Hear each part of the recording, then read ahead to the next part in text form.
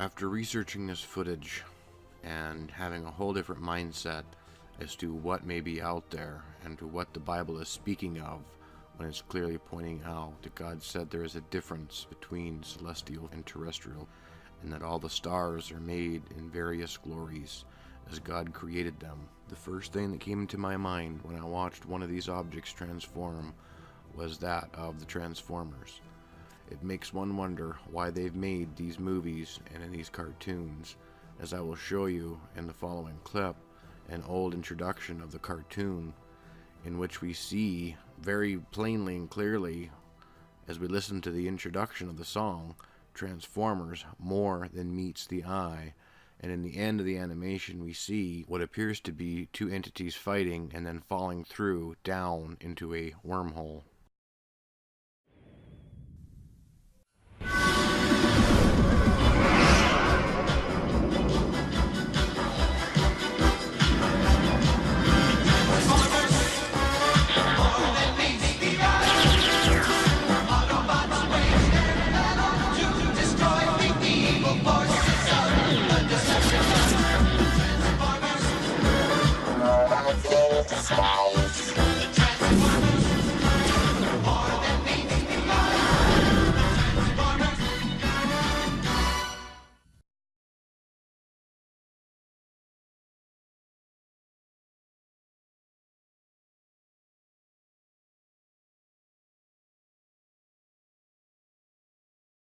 Metal. Molecularly unstable. Industrial uses? None. And then the aliens came, and we made the connection. It's what they're made of. It's the Holy Grail. Transformium. That's what we're calling it. Focus grouped, catchy, trademarked. Yeah. This is the greatest advance in modern physics since the splitting of the atom. Programmable matter. And now we've mapped its genome. Aye. Now you've mapped its genome. Now we can begin to give it instructions.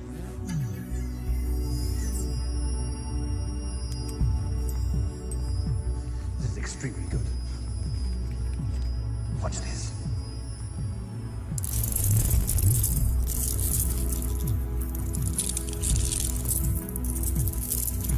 We can change anything into anything. Sensual almost, don't you think?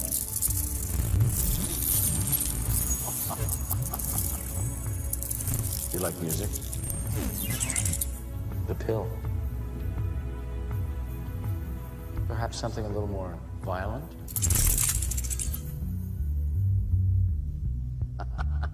Oh my God, you've done it. In aerospace, the military, we will own the entire robotics industry. All exploration. The oceans, space, everything.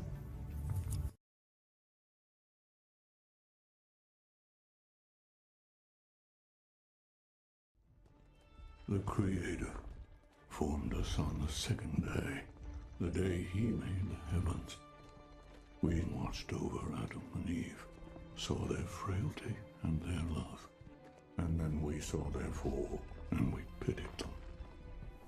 We were not stone then, but light. It was not our place to interfere, yet we chose to try and help mankind. And when we disobeyed the Creator, He punished us. We were encrusted by your world. Rock and mud shackled our fiery glow.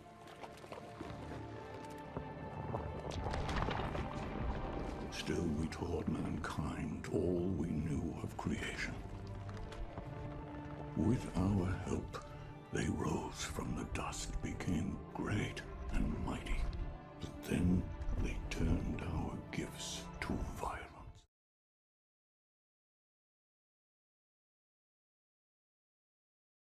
Since the dawn of our civilization, all the way to the time of this breaking news, we humans believed that everything that exists up there is only what we can see with our eyes and with our optical instruments. Well, things have changed now.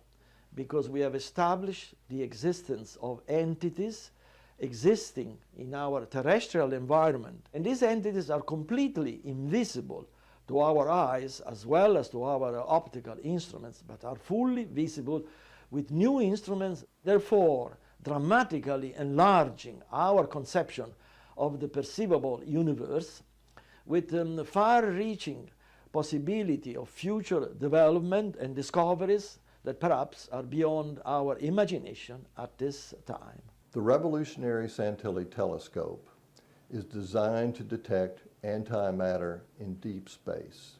By antimatter, we mean an entity with characteristics that are the exact opposite of ordinary matter, including the index of refraction of light, which is opposite. As you can see in the diagram, we have two telescopes, the Santilli and the Galileo. Now, if you look closely, you'll see that the only real difference between the two is the lens. Notice that the Galileo uses a convex lens, whereas the Santilli telescope uses a concave lens. Now, when ordinary light passes through the Galileo telescope with the convex lens, that lens focuses the light and can be recorded, or the image recorded, by a digital camera. Should antimatter light pass through the convex lens, it would merely be dispersed along the walls of the telescope and not be focused at all. Now, the exact opposite happens with the Santilli telescope. When antimatter light passes through the concave lens, it is then focused and provides an image that can be recorded by a digital camera. Ordinary light would be dispersed among the walls of the telescope.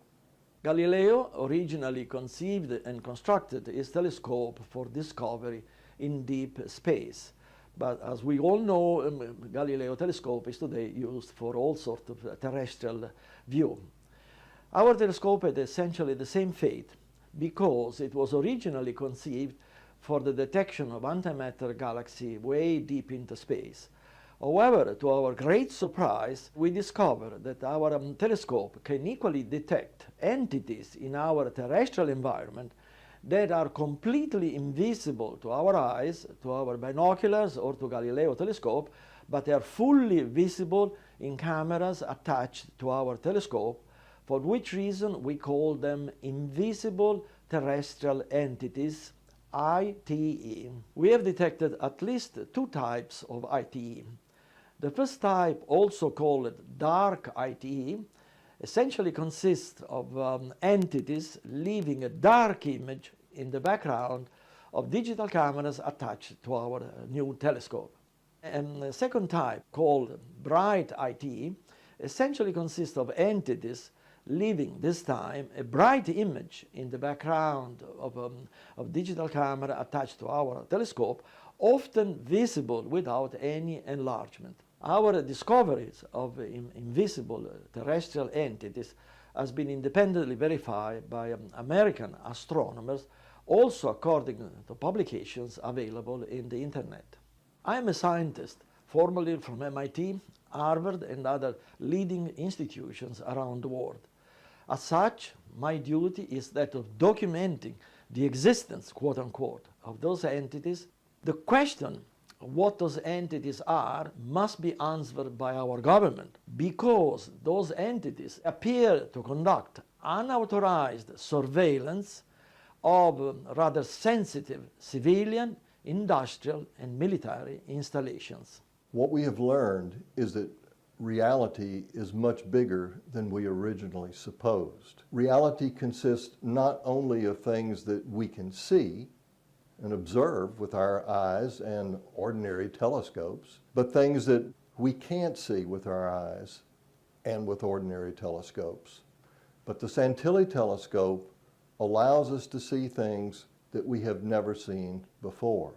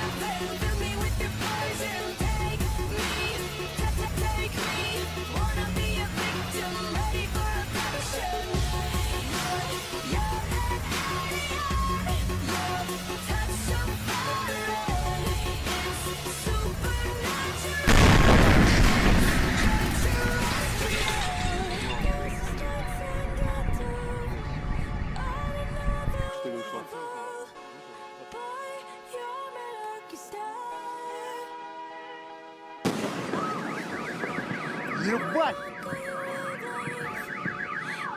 Ни... Блядь, война нахуй!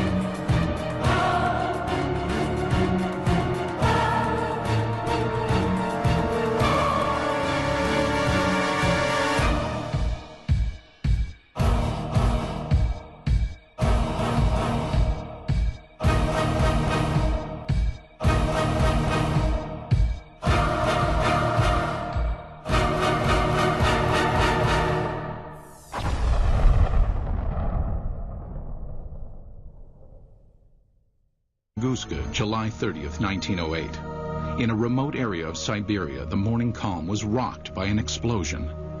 The powerful blast was heard 1,000 miles away.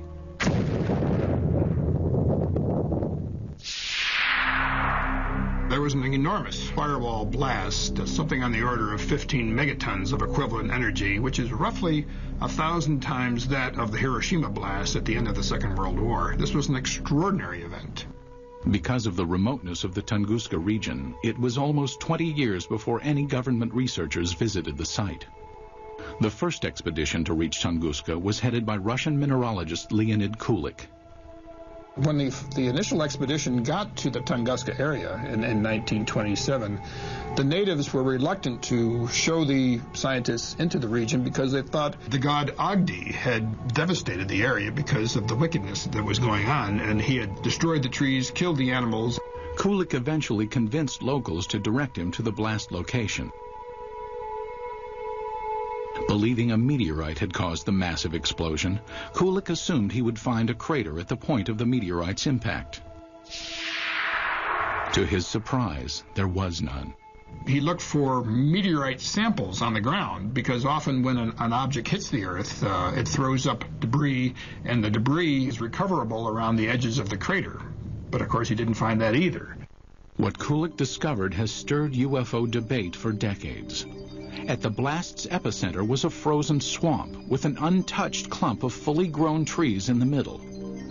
Circled around the grove, 10 million dead trees lay in a symmetrical ring, seemingly mowed down by a cosmic scythe. So here we have an enormous blast site with no crater, no fragments or meteorites around the rim of the crater, and this radial pattern of burnt trees knocked down for some 20 miles in all directions. In the years that followed, others traveled to Tunguska to study the unusual occurrence.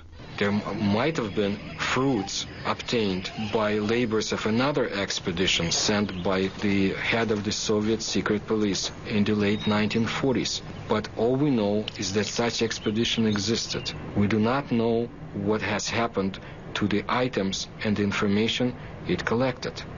Further baffling ufologists were reports of radiation damage in the Tunguska blast region. There were also some reports of mutations taking place in plant life, and even some humans apparently suffered some gene damage. In 1947, Russian Army Colonel Alexander Kazantsev developed a remarkable theory based on information about the devastating consequences of America's atomic bomb attacks on Japan. He was listening to the report about the nuclear bombardment. The announcer gave a very long and very detailed description of how and in which direction trees, houses had fallen, and so on, how everything was hit. He realized that what had happened in Hiroshima, exactly the same happened at Tunguska, only nearly half a century ago. I have been several times to the place where the Tunguska body fell. I intentionally call it body, not meteorite. I mean the catastrophe of an asteroid, of a comet, or of any other natural body cannot lead to such consequences. A number of expeditions found things that they couldn't explain. There are some people who were saying that the evidence suggested this was some kind of an alien spaceship. That was the kind of magical explanation you use when you don't have enough real science to understand the physics and the astronomy involved. What really happened at the Tunguska event? What really came crashing down? These are the things we need to be investigating. Jesus himself told us to watch. And by understanding the true Hebrew cosmology of Earth and how the stars above are actually all created beings that God himself made and named and placed there, it is more interesting to look up in the night sky and realize what's truly up there and what is going on. Maybe chemtrails are a way of masking what goes on up above us. It's quite possible. It's definitely one of the theories. But something we need to understand is that how Hollywood works and how Satan operates is to show his story, but in a twisted sense opposite of that to what the scriptures tell us. What I firmly believe now is that the whole series of Star Wars movies and books were all done as a perverted way of showing the war in heaven, an altered view of what actually happened according to the scripture. With this interesting knowledge we have acquired, and through reading the scriptures and getting an understanding of to what stars actually are, I say we should do what the Bible tells us and watch and keep our eyes up and keep looking up as to what is going on above our heads, as there is a reason NASA does not want us paying attention and wants us to believe everything that they pump out and all the lies they've taught us about what the stars are and what's above our heads. It's a much safer bet to follow what was written in the scriptures. As I will show in the following clip, everything that Hollywood makes is a perverted or altered version of biblical events. There was an actual war in heaven, and there is one still currently being fought. These wars will continue until the end of days as written in Revelation. Keep in mind that this following clip is just a distorted view, a satanic view of the actual wars in the heavens.